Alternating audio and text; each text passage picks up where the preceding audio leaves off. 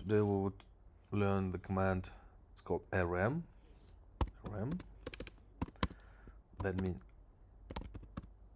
remove. So it's removing the files and folders from the system. Okay, so rm. We can write a help. What kind of function is available here? The argument, so it's force, recursive, dir, so it's a verbose and help. That's okay. So for removing, we have to first create the file.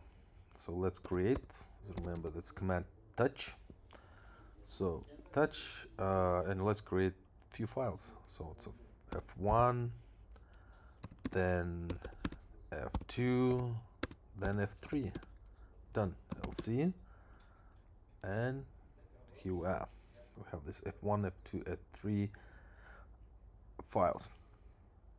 Let's create then touch mkdir, make directory. Let's make the folders also. So it's f21, 12, f17, 29, and then f, for example.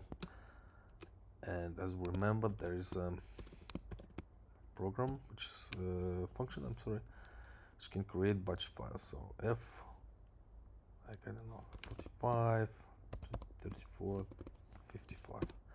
Done. Let's look here. Okay, there, here we are. We have these files, folders. Now let's remove. So rm, let's remove file f1. Done. There's no file with f1 name. Then rm f2. Done. There's no f file with f2 name. Then rm f4. There's not such thing. So rm f3. Then it's then we delete the file f3. Let's check it out. There's not such file. Cool. So so this is how we're removing the files. Let's try this. Use the same command for removing the folder. For example, folder, new folder 1, and we cannot do this. Why so?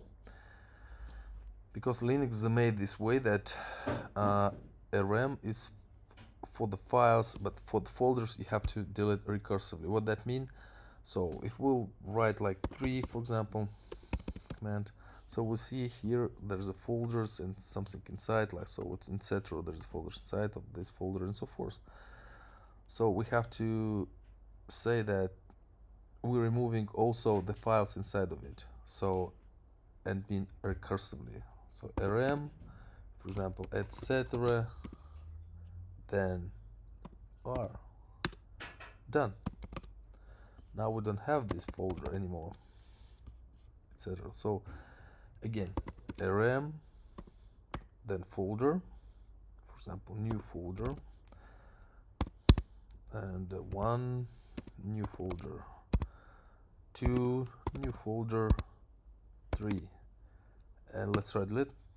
It's directory, by the way.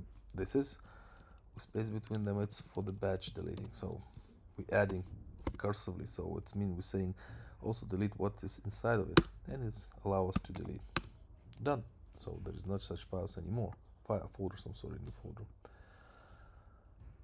So now also we have to, we want to delete some file. For example, let's make file touch file 23 1, for example.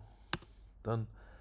And it's busy by something, so we can forcefully delete it. So touch or rm, writing file 1, and then adding argument f forcibly. So it means whatever process is using that file, it will still delete it. It's allowed to delete it. We can delete, of course, with a mask.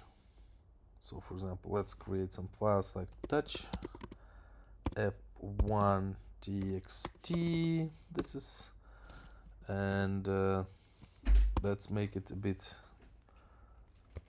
more interesting. So it's made so I'm like, let's write like 41 same, and write it it will be txt, for example. So we will create some files which has this txt extension. Done. So we have these files with a txt extension. Let's delete all of them. So rm, then we're using mask, then we're using txt mask. Done. Let's check. There's not such files. Let's try to delete everything in the folder here. So it's rm rlc. Done. So we can create a folder, like everything which is in folder with the folders also.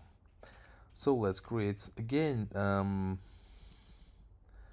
files, ls and mkdir. Let's create some folder also with folder like with this mask 1 2 3. Done. lc list files. Okay, so and let's try to